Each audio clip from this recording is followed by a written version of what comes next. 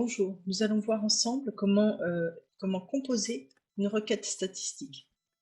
Donc ici, je suis dans Nanook, dans le module statistique, et vous voyez que sur le côté, il y a tous les types de statistiques possibles. Donc sur les statistiques DLL, un verrou a été mis sur le dossier afin que l'on ne puisse pas les modifier. Par contre, on pourrait partir d'une de ces requêtes que l'on duplique pour faire des modifications et créer une nouvelle requête. Nous allons voir aujourd'hui comment créer de toutes pièces une requête. Donc je vais aller tout de suite dans mon dossier exemplaire puisque je veux composer une requête concernant le fond bibliographique. Donc je suis sur le dossier exemplaire et j'ai possibilité soit d'ajouter un sous-dossier si je veux catégoriser ici mes requêtes, ou directement composer une nouvelle requête statistique. Je vais sur statistiques et il me positionne sur la statistique 2, pourquoi pas. Ici, il me demande quel sera le nom de ma statistique. Donc moi, c'est la répartition des documents soit facile à lire, soit 10. Hein.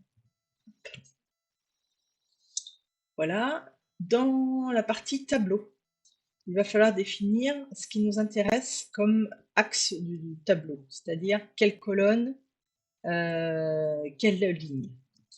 Donc, au niveau des lignes, je voudrais avoir les types de documents.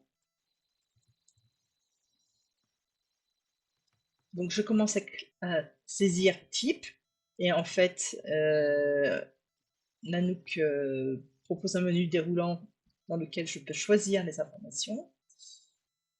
Et il va falloir également une information sur la section. Donc, vous voyez, je commence à saisir et tout de suite, Nanook va à l'essentiel et me positionne sur l'information qui m'intéresse. Donc là, le tableau sera présenté par type de document et par section. Et il me demande quelle valeur je veux, quel type de calcul je veux faire. Donc, est-ce que je veux compter le nombre d'exemplaires? Est-ce que je veux compter le nombre de notices? Le nombre d'abonnements, ça ce serait pour les périodiques, le prix moyen, le prix total, le taux de rotation, le taux de renouvellement, l'âge éditorial, le total des prêts, le nombre de transferts ou la durée moyenne des transferts. Ça, c'est lorsque éventuellement vous êtes en réseau. Pour ce qui me concerne, je veux compter le nombre d'exemplaires. Donc, je reste sur cette information. Et là, au niveau du critère de sélection, il va falloir que je cible ma statistique sur le fond qui m'intéresse. Donc, c'est le fond 10. Voilà. Donc, je ne veux établir ma statistique que parmi cet ensemble-là, que ce fond-là. Donc, voilà. Je choisis. La question interactive, c'est si éventuellement je veux ajouter une période que je souhaite modifier à chaque interrogation. Pour l'instant, ici, ça ne m'intéresse pas, donc je vais laisser cette information sans renseignement. Et le partage, ça va être concernant ma statistique, où est-ce que je veux la mettre dans mes dossiers. Donc, je vais choisir répartition. Là, tout dépend de votre base. Hein. La mienne dispose de ce dossier-là, donc je préfère le positionner ici.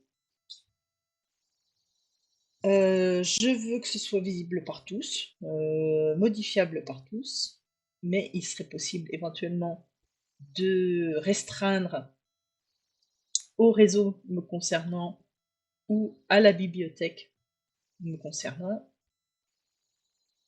Voilà, moi je vais mettre à mon sous-réseau, en fait, voilà. Et en page d'accueil, pour moi, je suis super affiliée, donc je sauvegarde. La sauvegarde permet de réutiliser la requête. Vous voyez qu'elle a été enregistrée ici dans répartition, puisque je vais demander de le mettre dans le dossier répartition. Ok, ça marche. Maintenant, je vais exécuter ma requête, voir si elle fonctionne correctement. Voilà. Donc ici, j'ai la répartition des documents et ici, j'ai la répartition par section avec un total en bout de tableau. Au niveau du graphique que je veux obtenir, pardon, si le graphique que Nanook me propose par défaut n'est pas assez parlant, je vais pouvoir éventuellement choisir un autre, voilà, un autre type de présentation. Donc là, on voit que ce qui est du domaine adulte est plus important que ce qui est par exemple du domaine jeunesse, et peut-être qu'il y aurait un effort à faire effectivement sur l'acquisition de documents jeunesse pour ce fonds 10. Voilà. Là, c'est éventuellement si je voulais inverser les abscisses et les ordonnées. Pour l'instant, ça me semble pas mal. Si éventuellement je veux changer la couleur ou la police, je pourrais également le faire aussi. Donc là, je n'interviens pas plus sur le graphique. Enregistrer pardon, ma personnalisation graphique déjà. Et après, je vais éditer ma statistique. Donc l'édition, ça va être le type de format de fichier que je veux obtenir. Donc ça peut être un tableau croisé Excel, ça peut être un document en format PDF, un document en format RTF. RTF, c'est tout ce qui est traitement de texte, ou un document en format SLK, SLK correspondant à tout ce qui est tableur.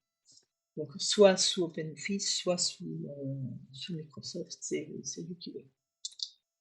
Du coup, mes paramètres sont bons, donc je vais pouvoir éditer mon document. Dans mes éditions de tableau, donc j'ai le tableau